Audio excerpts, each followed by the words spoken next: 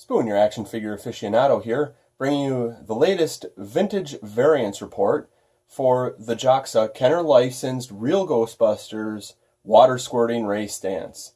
This technically could apply to any of the Water-Squirting series. As depicted on the left-hand side of the screen here, we have Ray with the Ice Ghost, which was reviewed in my regular Water-Squirting series review. But here I have the sheet ghost, which is actually, it's called the Inker Ghost when we get to the card backs here. Interesting side notes, packaging, figures. It is so hard to determine variations on these because the molds, they had access to all the molds. They changed them repeatedly. Production values weren't quite as high as the standard Kenner lines, blah, blah, blah. But there's also a bubble in the card back here. I can't translate it. If someone else can, they could post that. But we also have a note I have on these two rays. I don't know how common this is with this. I did make note that this looked like this was a Screaming Heroes Ray Stance in my regular Water-Squirting Ghost Color Changing review. But you'll notice it looks like the classic Ray face there from the original mold. Why these things change, how they do it, I don't really know. You can even see the pack layout in here. The proton pack is just kind of disheveled, shoved in there, streams in there. Here it's actually kind of put together, even though the bubbles are the same on these. Which if you take note also to my other video, the bubbles are pretty much all the same, except for the Egon had a weird shaped bubble. I don't know how common this bubble was, but the pack is up here, then the cord with the proton stream.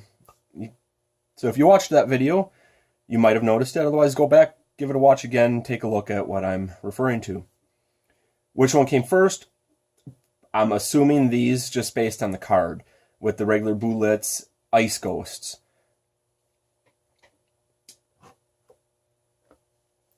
And like another example of production quality, I mean, just look at the paint splash on his leg. Now, these are not bootlegs. I'll reassure you on that, but they don't look like the standard Kenner toys, although they were licensed. Other toy lines are famous for having this. Foreign licensed toys, they can be highly collectible. Ghostbusters is first really starting to branch out into that too, but you have Masters Universe with their Top Toys variations and stuff like that. Alright, so we have the card backs here, both brandishing the Jocsa Kenner logos, both copyright 1992. The only thing is, we have the addition of the Ice Ghost thing here, but with the sheet, he is called the Inker Ghost. So the sheet adds apparently a transparency to it to make it look like the ghost is covered in slime before he gets ready to slime a Ghostbuster. Let's just go back here. Yeah, these, I'm always afraid working with these toys. They're so fragile. I noticed like the bubbles are a little bit more prone to separation, cracking. They still suffer from the standard yellowing. I got a slight yellowing on several of my Jocsa Ghostbuster bubbles, but they're so hard to come by in the state they're in already. I don't mind them as much as the yellowing on a standard figure.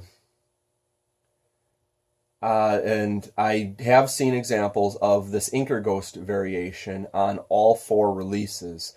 Currently, Ray is the only one I've managed to track down myself. Usually the Inker Ghosts do command a much higher price point than the standard Water-Squirting releases.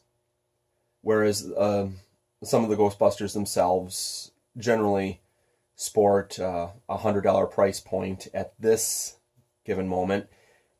Years ago when I started collecting these, maybe 2005-ish, was when I first discovered them and started buying them up. I was paying probably less than $20 a crack.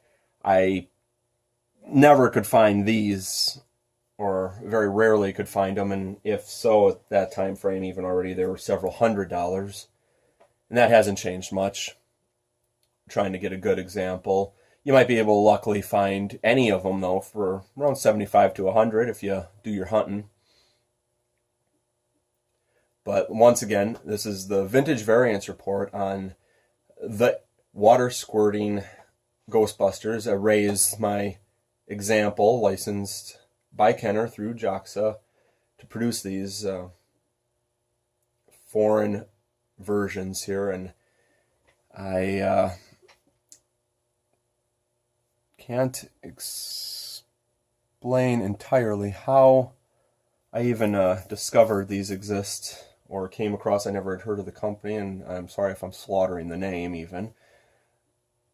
But I'll give you the information I have, show you what I know and have in the process.